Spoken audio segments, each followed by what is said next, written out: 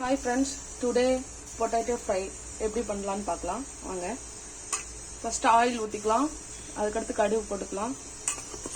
அது கடுகு பொரிஞ்சனே potato போட்டுக்கலாம்.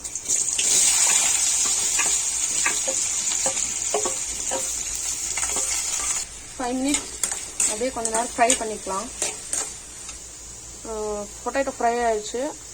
இப்போ chili powder போட்டுக்கலாம்.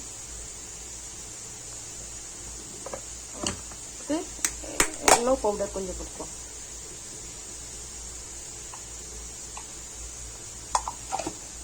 salt போட்டுக்கலாம்.